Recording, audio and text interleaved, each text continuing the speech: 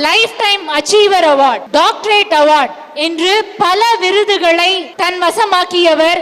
எளிமையான விவசாய குடும்பத்திலே பிறந்தாலும் தன் உழைப்பாலும் எல்லோரையும் அரவணைக்கும் பண்பாலும் உறவாலும் உணர்வாலும் இன்று 150க்கும் மேற்பட்ட ப்ராஜெக்ட், 1 lakhக்கு மேல கிளையன்ட்ஸ், வெறும் 2 லட்சம் 3 லட்சம் இல்ல 5 லட்சத்துக்கும் மேல பிளாட்ஸ்னு ஒரு மிகப்பெரிய சாம்ராஜ்யத்தையே உருவாக்கி இருக்கின்ற நம் எல்லோருக்கும் நிழல் தருவதற்காக மிகப்பெரிய விருட்சமாக எழுந்து இருக்கின்ற நம் மரியாதைக்குரிய கிள்ளி வளவன் ஐயா அவர்களை பற்றி ஒரு சின்ன ஏவி பார்ப்போம்.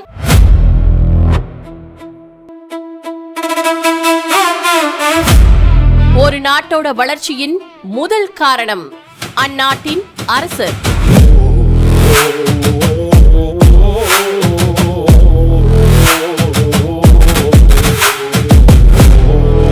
அதேபோல் ஒரு அரசராக 1989ஆம் ஆண்டு வித்தைகளை விதையாக்கி உழைப்பை உரமாக்கி தணிகையை தனி மனிதராக வளர்ச்சி பாதையில் கொண்டு சென்றும் மக்கள் படையை தனது வலுவான வீட்டுமனை திட்டங்கள் மூலம் 37 வருடமாக தலை நிமிரச் செய்தவர்.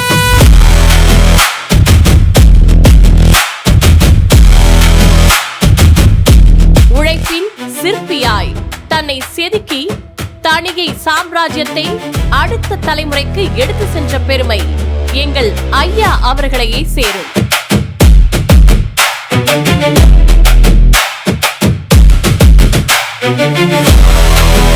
மக்கள் நலம் கருதி அரசு மருத்துவமனை அமைக்க இலவசமாக நிலம் கொடுத்தவர். ஏழை எளிய மக்களுக்கு தன்னால் முயன்ற அளவு உண்ண உணவும் உடுத்த உடையும் இருக்க இடமும் இலவசமாக வழங்கியவர். மற்றும் குழந்தைகளுக்கு கல்வி உதவி, கோவில் கட்டுவதற்கு நன்கொடை ஆகியவற்றை வழங்கியவர். உங்களின் தன்னலமற்ற சேவை இந்த சமூகத்திற்கு கலங்கரை விளக்கமாக இருக்கிறது.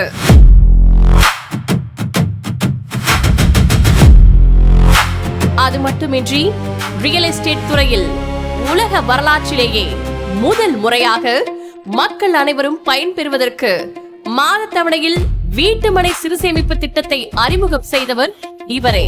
உழவுக்கு பெயர் பெற்ற தஞ்சையில் பிறந்து உழைப்புக்கு பெயர் கண்ட தணிகையின் முதல்வர் ஐயா திரு MJF லயன் டாக்டர் எஸ் கிள்ளி வளவன் அவர்களை அனைவரும் எழுந்து நின்று கரகோஷங்களுடன் வரவேற்குமாறு கேட்டுக் கொள்கிறோம். எல்லோருக்கும் வணக்கம். நம்ம கை தட்டுவோமே, அதுதானே ஃபர்ஸ்ட். கை தட்டுங்க, எழுந்திரிச்சு எல்லாரும் தட்டுங்க, பலமா தட்டுங்க. நன்றி நன்றி. உட்காருங்க உட்காருங்க. உங்களுடைய அனைவருடைய அன்புக்கும் முதற்கண் வணக்கத்தை தெரிவித்துக் கொள்கிறேன். இறைவன் அருளால் இந்த 37வது ஆண்டு விழாவை சீரும் சிறப்புமாக கொண்டாடி கொண்டு இருக்கிறோம். இதற்கு மூல காரணம் அசோக், மணி, ராஜேஷ், அந்த டீம். இவ்வளவு சிறப்பாக முதற்கண் நன்றியை தெரிவித்துக் கொள்கிறோம். இப்பொழுது ஃபர்ஸ்ட் இந்த 4 வரையும் கொடுத்தாச்சு. யாரு ஃபர்ஸ்ட், செகண்ட், தேர்ட், இந்த 3க்கு தான் இப்ப அனௌன்ஸ் பண்ண போறோம். அதுக்கு முன்னாடி என்ன பேசுறதுக்கு வாய்ப்பு, இதுல சில பேர் போயிருந்தா கூட உங்களெல்லாம் தாழ்மையுடன் கேட்டுக்கொள்வது என்னவென்றால், ஏதோ இந்த ஒரு நாள் விழாவிற்கு வந்தோம், நமக்கு வேண்டிய உங்களை அழைத்து வந்த நண்பர்களோ இல்லை உறவினரோ இல்லை எங்களுடைய மார்க்கெட்டிங் தொழில் செய்யும் எங்களுடைய மார்க்கெட்டிங் எக்ஸிகியூட்டிவ் மேனேஜர்கள் உங்களை அழைத்து வந்திருக்கிறார்கள். அவர்களால் நீங்கள் இங்கு வந்து உள்ளீர்கள். இது கூடி கலையும் விழா இல்லை. இதை நம்மளுடைய ஒரு சாதனையாக ஆக்க வேண்டிய விழாவாக இதை எடுத்துக்கொள்ள வேண்டும். நீங்கள் ஒரு தொழில் செய்வது என்றால் எவ்வளவு முதலீடு வேண்டும், அதற்கு எத்தனை ஆட்கள் வேண்டும் என்பது உங்களுக்கு நன்றாக தெரியும். ஒரு பெட்டி கடை வைப்பது என்றால் கூட ஒரு பெட்டி கடைக்கு ஒரு அட்வான்ஸ் தரணும். அந்த அட்வான்ஸ் வாடகைக்கு ஏற்பாடு பண்ணணும். அது வாடகை தருவதற்கு அது தொடர்ந்து வியாபாரம் நன்றாக நடக்க வேண்டும். அதை மாற்றுவதற்கு உங்களுக்கு மாற்று ஆளு, நாளை லட்சாதிபதி, அதற்கும் அடுத்து நீங்கள் கோடீஸ்வரன். இது ஏதோ நான் சும்மா சொல்லுவது கிடையாது. இப்ப இங்க மேடையில ஏறி இருப்பவர்கள் எல்லாம் அதே போல இங்க சம்பாதிச்சு லட்சமாகவும் கோடியாகவும் சம்பாதித்துள்ளார்கள். அவர்களை நான் ஈஸியாக சொல்லவில்லை, அவருடைய உழைப்பு. நான் சும்மா தரவில்லை. எனக்கு 5 பைசா லாபம் என்றால் அவர்களுக்கு 10 பைசா தருகிறோம். அதில் அவங்க உங்களுக்கு 4 பைசா தந்து அவங்க 1 பைசா எடுத்துக்கிறாங்க. இதை தயவு செய்து நீங்கள் மனதில் வைத்துக் கொள்ள வேண்டும். நீங்கள் எந்த விதமான பொருளாதார இழப்பும் இல்லாமல், 1 பைசா முதலீடும் இல்லாமல் அதிகமாக சம்பாதிப்பதற்கு நல்ல வழி என்றவென்றால் தனியே எஸ்டேட் தான். தனியே எஸ்டேட்டில் ஒரு அதிகமான பட்ஜெட்டு எப்படி காசுக்கு தகுந்தாப்புல டிஃபன் சாப்பிடலாம், இட்லி சாப்பிடலாம், இட்லி வடையும் சேர்த்து சாப்பிடலாம், தோசை சாப்பிடலாம், பூரி சாப்பிடலாம், பொங்கல் சாப்பிடலாம். அதே நேரத்திலே பலவிதமான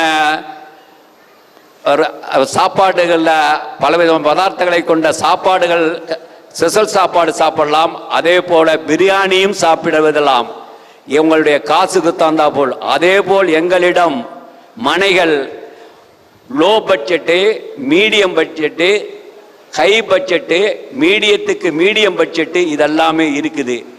தயவு செய்து நான் சொல்வது எல்லாமே உண்மையை தான் சொல்கிறோம். எங்களிடம் பலவிதமான மனைப்பிரிவுகள் உள்ளன. அந்த மனைப்பிரிவுகளில் நீங்கள் உங்களுடைய கஸ்டமர் அவருடைய கெப்பாசிட்டியை நீங்கள் தெரிஞ்சுக்கங்க. அவரால் என்ன, அவரிடம் பொருளாதார நிலைமை இருக்கிறது, அவர் எந்த பட்ஜெட்டில் வாங்குவார், ஃபஸ்ட்டு அதை நீங்கள் அவரை கூப்பிட்டு வரும்போதே நீங்கள் தெரிஞ்சுக்கணும்.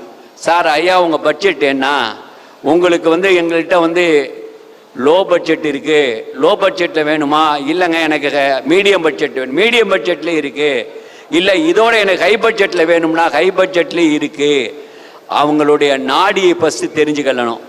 ஏதோ நீங்கள் இதில் என்ன நினைக்கலாம், உங்களுக்கு ஆர்வம் இருக்கும், நீங்கள் இந்த இத்தனை பிளாட் போட்டாக இவ்வளோ லாபம் வரும் என்று உங்களுடைய மார்க்கெட்டிங், உங்களை அழைத்து வந்துடுற மார்க்கெட்டிங் எங்களுடைய மேனேஜர்கள் உங்களிடம் சொல்லியிருப்பார்கள்.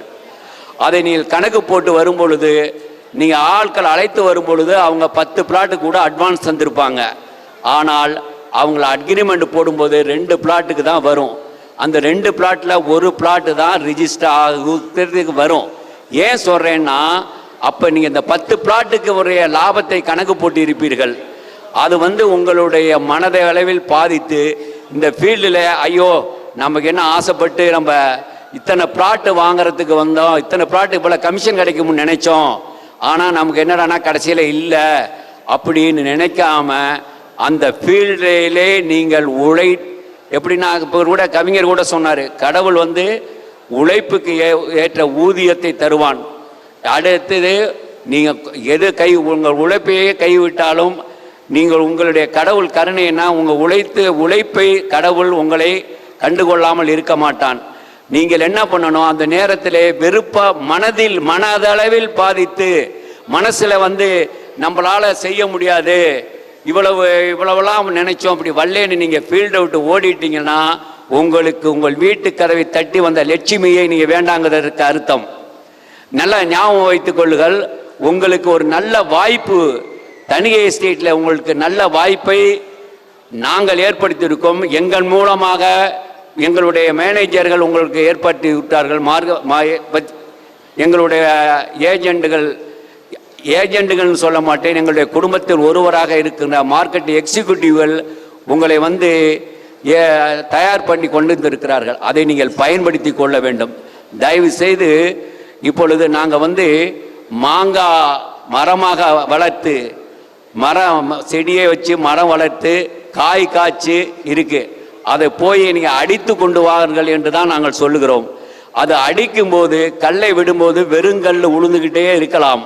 அப்பொழுது நீங்கள் ஓடாமல் இருந்து தொடர்ந்து கல்லை அடித்தீர்கள் என்றால் ஒரு நேரம் இல்லைனாலும் ஒரு நேரம் கொத்தாக அந்த மாங்காய் உங்களுக்கு கிடைக்கும்.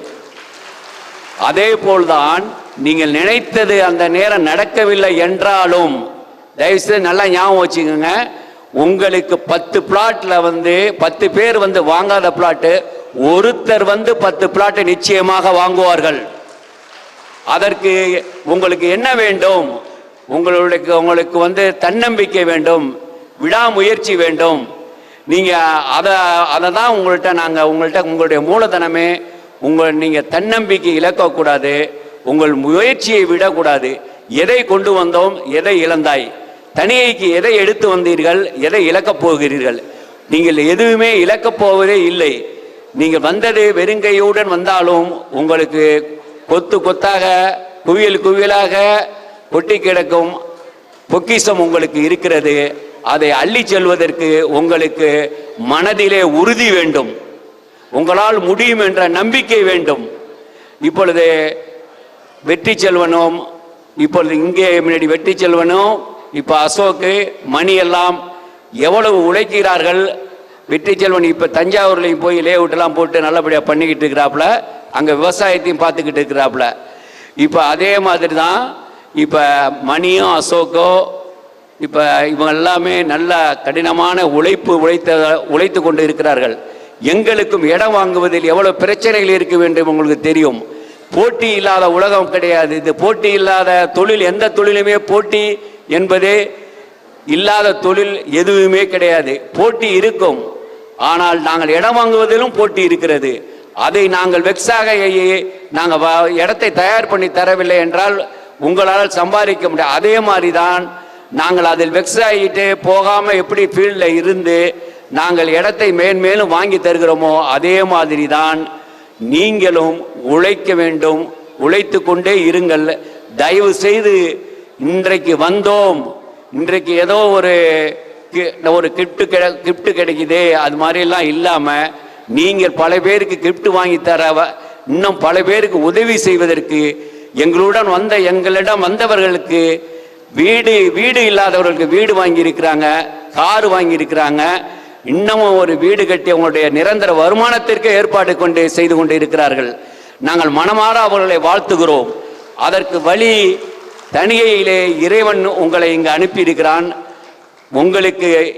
எங்களுக்கு இறைவன் உங்களை கண் காமித்து இருக்கிறான், உங்களுக்கும் எங்களை இறைவன் கண் காமித்து இருக்கிறான்.